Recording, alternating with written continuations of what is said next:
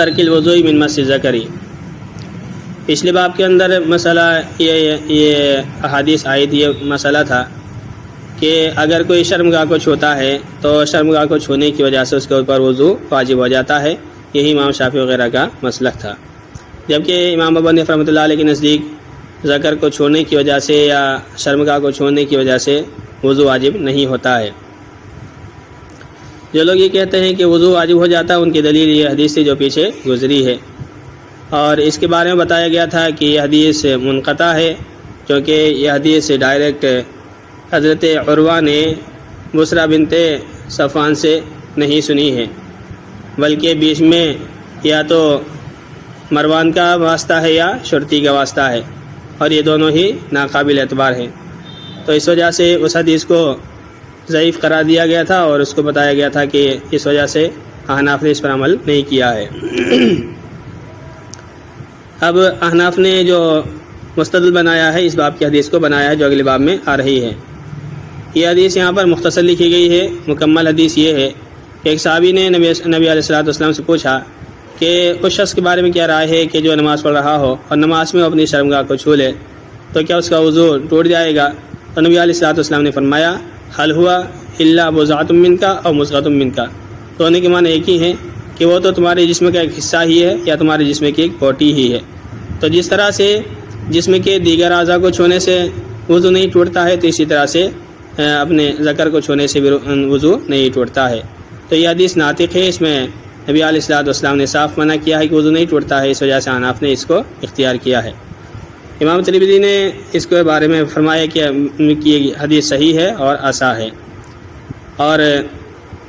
امام ترمذی نے فرمایا کہ اس باب میں دو روایتیں اور ہیں، لیکن وہ دونوں روایتیں ضعیف ہیں۔ تو وہ دونوں اگر روایتیں ضعیف بھی ہوں تو اس سے ہمیں کوئی تعلق نہیں ہے، باقی جس سے ہم نے استدلال کیا ہے وہ حدیث صحیح ہے۔ جی ایک بات اور یاد رکھیں کہ پہلی جو روایت آئی تھی ایک جواب تو اس کا یہ دیا گیا کہ یہ حدیث ضعیف ہے، اگرچہ امام ترمذی نے اس کو صحیح قرار دیا ہے، لیکن امام طحاوی نے اس کے بارے میں اس پر کلام کیا ہے۔ اور دوسری بات یہ بھی ہے احناف نے اس کو اس وجہ سے بھی نہیں لیا ہے کہ یہاں وضو سے مراد وضو لغوی ہے، اور وضو لغوی سے مراد ہاتھ دھونا ہے۔ یہ جو روایت پیش ہے، اس روایت کو جو بیان کیا ہے وہ حضرت بصرہ بنت صفوان نے بیان کیا ہے، جو کہ ایک عورت ہے، اور ان کا اس واقعے کو بیان کرنا اس بات کی علامت ہے کہ نبی علیہ الصلوۃ والسلام نے خاص انہی کے بارے میں بات بیان فرمائی ہوگی۔ اور پھر مرد اور عورت میں جو ہے فرق ہوتا ہے کہ اگر عورت اپنے شرمگاہ کو چھوتی ہے تو ظاہر ہے اس کی شرمگاہ کے اندر رطوبت ہوتی ہے، اور وہ اس کے اندر اگر ہاتھ لگائے گی تو اس کا ہاتھ ناپاک ہو سکتا ہے یا بدبودار ہو سکتا ہے۔ تو اس لیے نبی علیہ الصلوۃ والسلام نے ان سے فرمایا کہ اپنے ہاتھ کو دھو لینا چاہیے، اور وضو کرنے سے پہلے اپنے وضو لغوی کر لینا چاہیے۔ اور اگر یہ مسئلہ مردوں کے تعلق سے ہوتا تو مردوں کے اندر بھی یہ روایت عام ہوتی، حالانکہ مرد جو صحابہ ہیں وہ اس طرح کی روایت بیان نہیں کرتے ہیں، تو اس وجہ سے احناف نے اس روایت کو نہیں لیا ہے۔ باقی بات یہ ہے کہ نبی علیہ الصلوۃ والسلام نے ان سے بیان کیا ہوگا شرمگاہ کے بارے میں، لیکن جب یہ روایت آگے چلی تو کسی نے روایت بالمعنی کر دی اور شرمگاہ کی جگہ ذکر کا تذکرہ ہو گیا، تو شاید حدیث کے اندر وہ فرج کا تذکرہ ہوگا، لیکن روایت بالمعنی کی وجہ سے ذکر کا تذکرہ یہاں پر آ گیا۔ امام ترمذی فرماتے ہیں کہ ہم سے بیان کیا حناد نے، اور فرماتے ہیں ہم سے بیان کیا ملازم بن عمرو نے اور عبداللہ بن بدر نے، قیس بن طلق بن علی حنفی کے حوالے سے، اور وہ اپنے باب طلق بن علی کے حوالے سے اور نبی علیہ الصلوۃ والسلام کے حوالے سے بیان کرتے ہیں کہ نبی علیہ الصلوۃ والسلام نے فرمایا کہ حل ہوا الا مضغۃ منہ او بضعۃ منہ، نہیں ہے وہ مگر اس کا ایک ٹکڑا یا اس کی ایک بوٹی، بضعۃ بوٹی اور مضغۃ ایک ٹکڑا، یا مضغۃ بوٹی کے آتے ہیں، بضعۃ یہ ٹکڑے کے آتے ہیں، نہیں ہے وہ مگر اس کا ایک ٹکڑا ہی یا اس کی ایک بوٹی ہے۔ اس باب میں حضرت ابو امامہ سے بھی روایت ہے۔ امام ترمذی فرماتے ہیں کہ مختلف طرق سے یہ نبی صلی اللہ علیہ وسلم کے صحابہ سے مروی ہے، عباس تابعین سے ہی مروی ہے کہ انہوں نے مس ذکر کی وجہ سے وضو کے قائل وہ نہیں ہوئے ہیں۔ لم یروا کا ترجمہ، اس کا ترجمہ کہا سے بھی کہہ سکتے ہیں، کیا انہوں نے نہیں کہا ہے وضو کو ذکر کے چھونے کی وجہ سے۔ اور وہی اہل کوفہ کا قول ہے اور عبداللہ بن مبارک کا قول ہے۔ یہ حدیث اس باب میں جو مروی آئی ہیں ان میں سب سے زیادہ حسن ہے، صحیح ہے۔ اور یہ حدیث، اس حدیث کو روایت کیا ایوب بن عتبہ اور محمد بن جابر نے، قیس بن طلق کے حوالے سے، انہوں نے حضرت طلق کے حوالے سے اپنے باب کے حوالے سے، اور بعض محدثین نے محمد بن جابر اور ایوب بن عتبہ کے بارے میں کلام کیا ہے، تو اس وجہ سے ان کی جو روایتیں انہوں نے ضعیف ہیں، لیکن جو باب کی جو روایت ہے وہ روایت صحیح ہے۔ اور ملازم بن عمرو کی حدیث عبداللہ بن بدر کے حوالے سے زیادہ صحیح ہے اور زیادہ بہتر درست ہے۔ تو بہت سی جو باتیں ہوتی ہیں وہ جاننے کے اعتبار سے یا تعویلات کر دی جاتی ہیں، لیکن عمل جو ہے احتیاط پر کرنا چاہیے۔ دیکھیں یہ پیچھے مس ذکر کے سلسلے میں یہ حدیث آئی ہے، تو اس کا یہ مطلب نہیں ہے کہ مس ذکر سے وضو ٹوٹتا ہی نہیں ہے، یقینی ہے۔ جو مذاہب ہیں، مذاہب کے بارے میں ایک بات یاد رکھیں کہ ہم امام ابو حنیفہ رحمۃ اللہ علیہ کو درستگی پر مانتے ہیں خطا کے احتمال کے ساتھ۔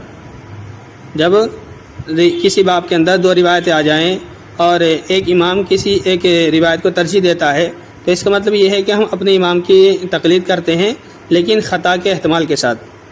تو امام ابو حنیفہ نے ان روایتوں کو سامنے رکھتے ہوئے سب سے مسئلہ مستنبط کیا ہے کہ مس ذکر سے وضو نہیں ٹوٹتا ہے۔ تو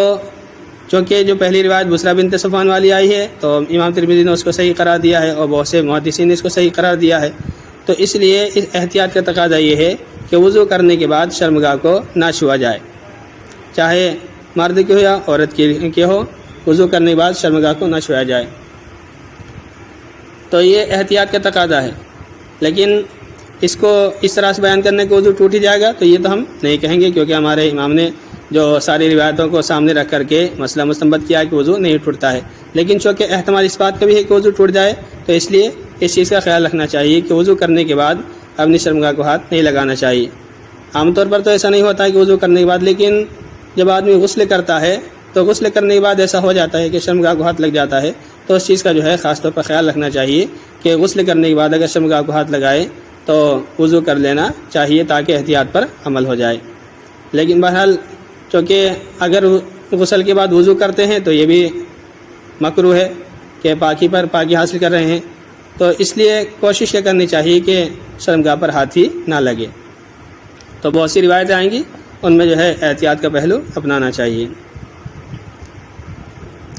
اس باب کے اندر مسئلہ یہ ہے کہ اگر کوئی شخص اپنی بیوی کا بوسہ لیتا ہے اور اس کو کس کرتا ہے تو اس سے وضو ٹوٹ جائے گا یا نہیں ٹوٹے گا۔ یہاں پر تو یہ مسئلہ آیا ہے، لیکن یہ مسئلہ اس سے بھی زیادہ عام ہے۔ مسئلہ یہ ہے کہ اگر کوئی شخص اپنی بیوی کو یا کسی بھی عورت کو چھو دیتا ہے تو عورت کو چھونے سے وضو ٹوٹے گا یا نہیں ٹوٹے گا۔ تو اصل جو اختلاف ہے وہ اس بارے میں ہے کہ عورت کو چھونے سے وضو ٹوٹتا ہے یا نہیں ٹوٹتا ہے۔ امام ابو حنیفہ رحمۃ اللہ علیہ فرماتے ہیں وضو نہیں ٹوٹتا ہے، جبکہ امام مالک، امام شافعی فرماتے ہیں کہ وضو ٹوٹ جاتا ہے۔ اور یہ جو اختلاف ہوا ہے اصل نص فہمی کا اختلاف ہے۔ قرآن کریم کی آیت ہے او جاء احد منکم من الغائط او لمس النساء، کہ تمہارے اوپر وضو واجب ہے، مطلب جب تم میں سے کوئی نشیبی جگہ سے آئے یعنی استنجا کر کے آئے یا تم نے عورتوں کو چھوا ہو، او جاء احد منکم من الغائط او لمس النساء فلم تجدوا ماء فتیمموا، تم پانی نہ پاؤ تو تیمم کر لو۔ تو اس کا مطلب یہ ہوا کہ اگر کوئی شخص نشیبی جگہ سے آتا ہے یعنی استنجا کرتا ہے یا عورتوں کو چھوتا ہے تو اس کے اوپر وضو واجب ہو جائے گا، اگر پانی نہ ہو تو اسے تیمم کر لینا چاہیے۔ تو اصل جو اختلاف ہوا یہ قرآن کی اس آیت کے سمجھنے کے اوپر ہوا ہے۔ تو انہوں نے ملامست سے مراد چھونا لیا ہے، اور یہ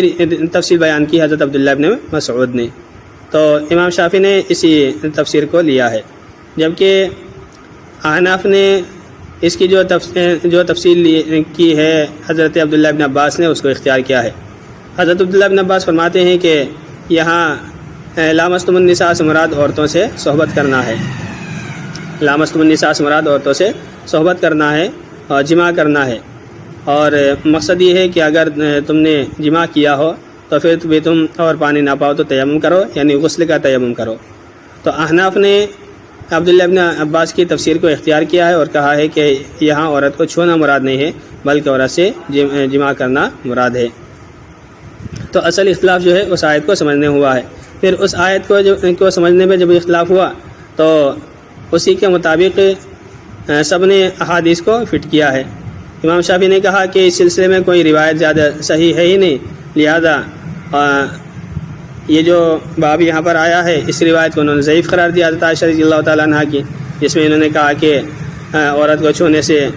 وضو نہیں ٹوٹتا ہے، بوسہ لینے سے وضو نہیں ٹوٹتا ہے، تو اس روایت کو امام شافعی نے ضعیف قرار دیا ہے دیگر محدثین کے حوالے کی وجہ سے۔ اور آیت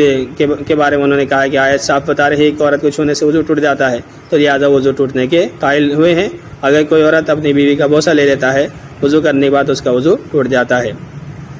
جبکہ حناف نے اس سے مراد لامستم النساء سے عورت کو چھونے سے مراد مجامعات کرنا اور جماع کرنا مراد لیا ہے۔ اور جو قرآن کریم کی نص ہے، قرآن کریم کی جو عبارت ہے اس سے بھی جماعی ثابت ہوتا ہے، کیونکہ لامستم النساء ملامست سے ہے۔ ملامست کے معنی آتے ہیں ایک دوسرے کو چمٹنا، ایک دوسرے کو چھونا۔ تو یہ جو لمس کہتے ہیں چھونے کو، اگر کوئی آدمی کسی کو چھو لیتا ہے ایک ہاتھ سے، چاہے دوسری طرف سے چھونا پایا جائے نہ پایا جائے، تو اس کو کہتے ہیں لمس۔ اور ملامست کہتے ہیں کہ ایک دوسرے کو چھوا جائے، تو یہ اشارہ ہے، کنایہ ہے جماع کرنے سے، صحبت کرنے سے۔ تو گویا قرآن کریم سے جو سمجھ میں آ رہا ہے وہ یہ ہے کہ یہاں پر ملامست سے مراد جماع ہے، کہ اگر کوئی جماع کرتا ہے تو اس کا وضو تو ٹوٹ جائے گا، اس کا غسل بھی ٹوٹ جائے گا، اور اگر پانی نہ ہو تو تیمم کرنا لازم ہوگا۔ باقی جو حدیث ہے تو اس حدیث کے اوپر کلام ہوا ہے، لیکن وہ ایسا کلام ہے کہ جو اس روایت کو سرے سے خارج نہیں کرتا ہے، بلکہ کچھ اس کے اندر ذوق پیدا ہوتا ہے۔ لیکن دیگر محدثین نے جو احناف میں سے خاص طور پر، انہوں نے اس روایت کو صحیح قرار دیا ہے، اور اس کے اندر اس پر جو اعتراضات کیے گئے ہیں ان اعتراضات کا جواب دیا ہے۔ اور پھر یہ بھی کہ ہے کہ صرف ایک عورت کے چھونے کی وجہ سے وضو نہ ٹوٹنے کی صرف یہی حدیث نہیں ہے، بلکہ اس کے علاوہ بہت ساری حدیثیں ہیں۔ آپ نے سنا ہوگا واقعہ کہ نبی علیہ الصلوۃ والسلام جب رات میں نماز پڑھ رہے ہوتے تھے تو اندھیرا ہوتا تھا، اور حضرت عائشہ سامنے لیٹی ہوتی تھی۔ جب نبی علیہ الصلوۃ والسلام سجدے میں جاتے تھے تو ان کے پیر پر ہاتھ مار دیا کرتے تھے، وہ اپنے پیر کو سکوڑ لیا کرتی تھی، اور پھر آپ سجدہ کیا کرتے تھے۔ تو اگر عورت کو چھونے سے وضو ٹوٹ جاتا تو نبی علیہ الصلوۃ والسلام اپنی نماز کو جاری نہ رکھتے، بلکہ وضو کر کے آتے اگر نبی علیہ الصلوۃ والسلام نے جب حضرت عائشہ کو چھوا تھا۔ یہ روایت بالکل صحیح ہے، بخاری شریف کے اندر آئی ہے۔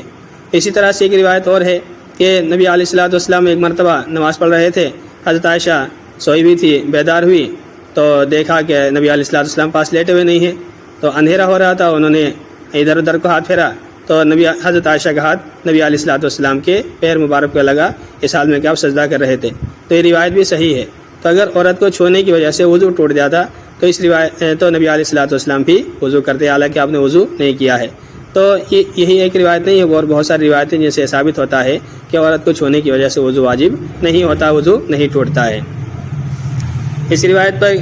جو کلام ہے اس کا کیا جواب دیا گیا اس کو دیکھیں۔ امام ترمذی فرماتے ہیں کہ ہم سے بیان کیا قتیبہ اور حناد نے اور ابو قریب نے اور احمد بن منیع نے، یہ چار ہیں، احمد بن اور محمود بن غیلان نے اور ابو عمار نے، وہ کہتے ہیں کہ ہم سے بیان کیا وکیع نے احمش کے حوالے سے، انہوں نے حبیب بن ابی ثابت کے حوالے سے، انہوں نے عروہ کے حوالے سے، انہوں نے حضرت عائشہ کے حوالے سے۔ تو یہاں پر دیکھیں حبیب بن ابی ثابت عروہ سے روایت کرتے ہیں، اور عروہ حضرت عائشہ سے روایت کر رہے ہیں کہ نبی صلی اللہ علیہ وسلم نے اپنی کسی بیوی کا بوسہ لیا، قبل بعض نسائہ، اپنی بعض بیویوں سے کسی کا بوسہ لیا، اور پھر نماز کے لیے نکلے اور وضو نہیں کیا۔ تو عروہ کہتے ہیں عروہ کہتے ہیں تو انہوں نے کہا قلت من ہیا، عروہ کہتے میں نے کہا کہ وہ کون تھی، الا انتی، سوائے آپ کے، یعنی آپ کے علاوہ کون ہو سکتی ہے۔ فضحکت، تو حضرت عائشہ ہنسنے لگی، یعنی جواب دیا کہ وہ وہی تھی۔ امام ترمذی فرماتے ہیں کہ اس جیسی روایت مختلف طرق سے اہل علم سے نبی علیہ الصلوۃ والسلام و تابعین وغیرہ سے مروی ہے۔ اور یہی سفیان ثوری عبداللہ اور اہل کوفہ کا مسلک ہے،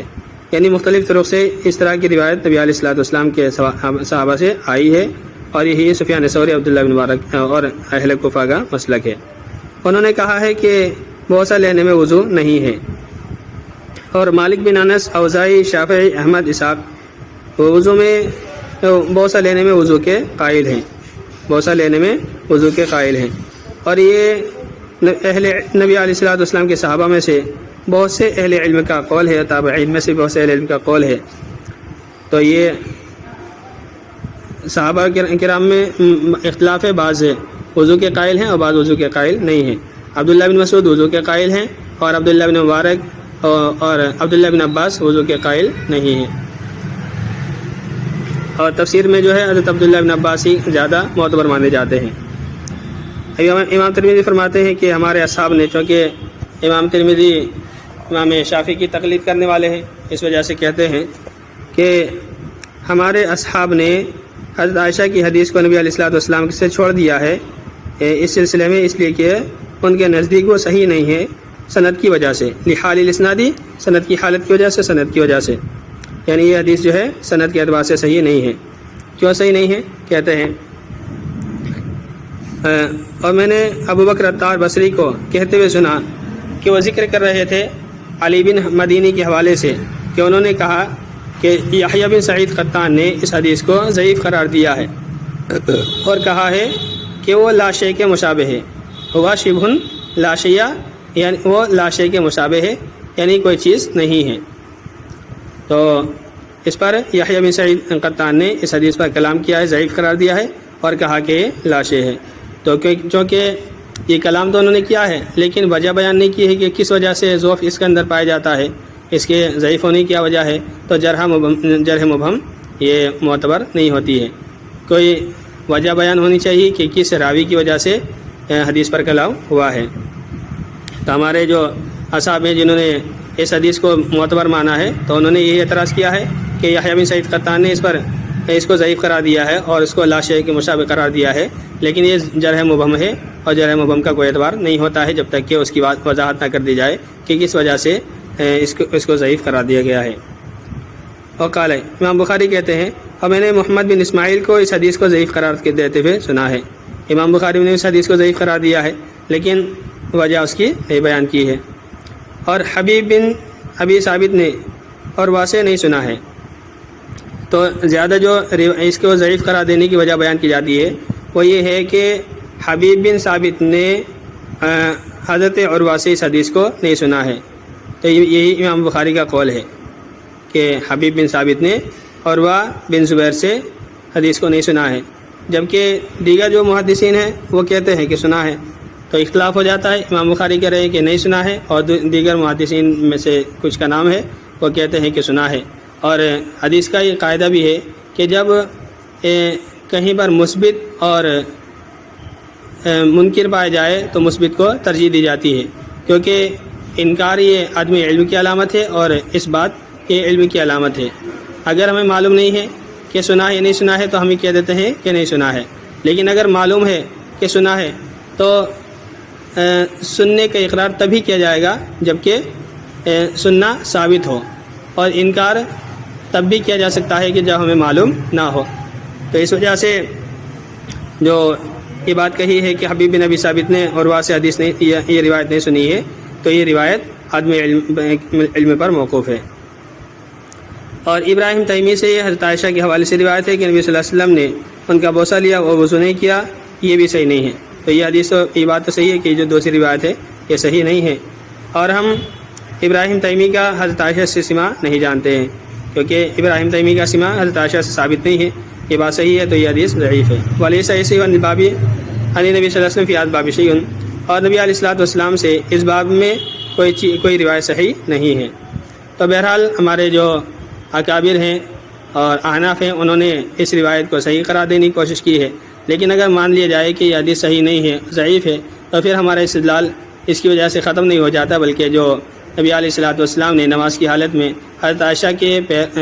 عائشہ کے ہاتھ مارا ہے، یا حضرت عائشہ نبی علیہ الصلوۃ والسلام کے پیر پر ہاتھ مارا ہے، یہ ساری روایتیں تقاضا کرتی ہیں کہ عورت کو چھونے سے وضو نہیں ٹوٹتا ہے۔ چلیے مفتی صاحب یہ پوچھنا تھا، جی بہت سے کو یہ ہے کہ بھائی وہ گانے سننے سے وضو ٹوٹ جاتا ہے، یا کچھ دیکھنے سے وضو، ویڈیو وغیرہ،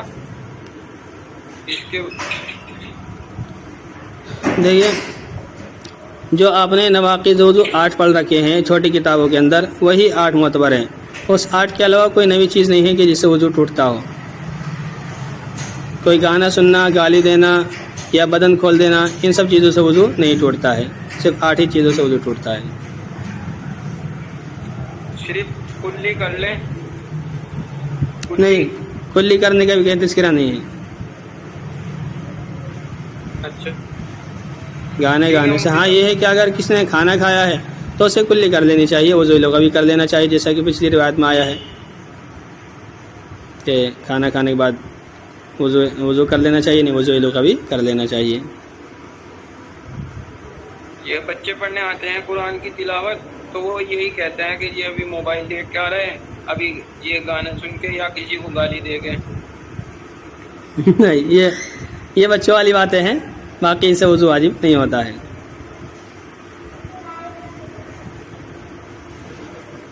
چلیے ٹھیک ہے.